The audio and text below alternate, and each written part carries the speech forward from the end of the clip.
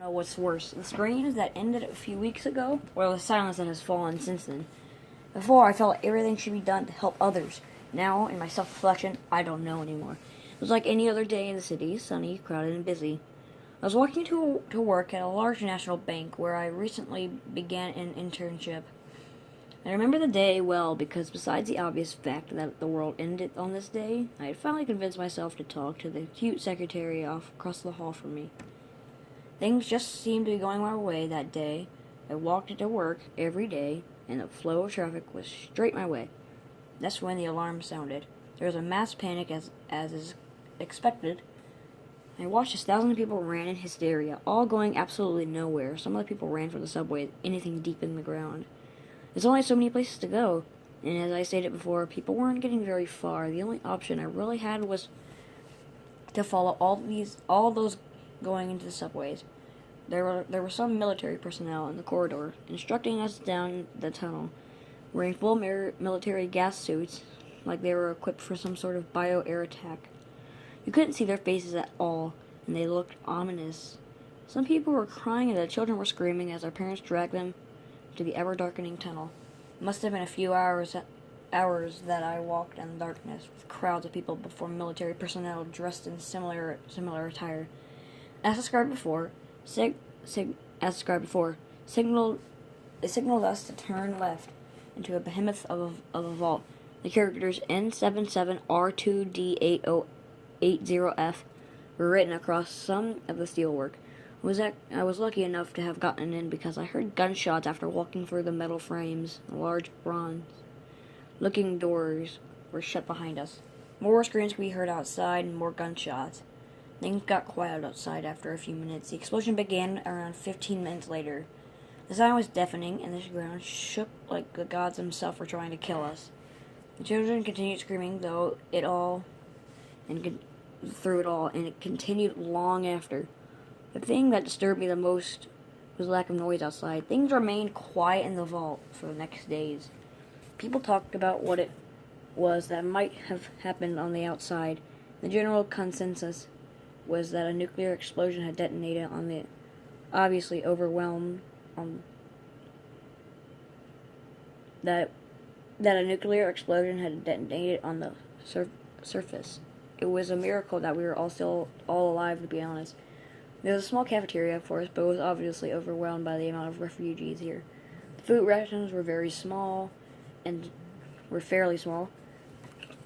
It seemed inhumane. Though we all knew there wasn't enough to go around. It was around the third or fourth day that noises began to come from the outside of the wall. Soldiers were instructed to their superiors not to open the doors for any reason, and I think we were all thankful for that. None of us wanted to see what was on the other side, especially now when we heard their pleas. We know you're in there. You have to let us in. Help us. We're dying out there. Do something. For the love of God, help.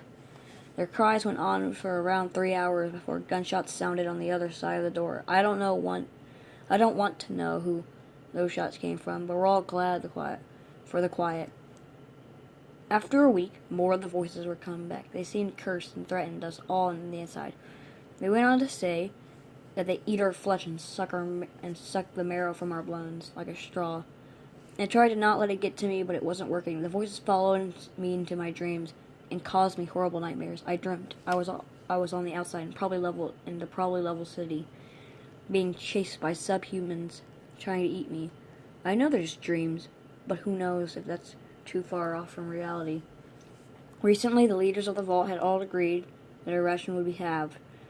There was a protest, and a small fraction tried to take the cafeteria. But they were all shot. I've begun hoarding the food I've gotten in my bag for work. Like I said, there's not a lot, but I stow away what I can when I can. They're inside the vault, and they're not human. I caught a glimpse of them as I ran through the corridors. And those things are not human. They have horrible green glowing eyes, and their hair skin is yellow. I locked eyes with one of them, and in that moment I felt the hatred he or it felt for me. A step, 2 steps, and then finally a burst of rounds into his head from his left. I didn't stop to wait to greet my savior. I ran as fast and as hard as I could run. You'll probably think me as a think me a coward for what I'm about to say next, but I don't care. I arrived in the cafeteria and went straight for the kitchen. Breakfast was just being served, so one of the storerooms wasn't locked up, and no one was around. I locked the giant door behind me and listened to the carnage outside of my door. Some shots continued to ring throughout the next couple hours, and were a hell of a long time. The soldier lay inside near the door with his rifle to his front, and sidearm still holstered. I grabbed the sidearm and pocketed it.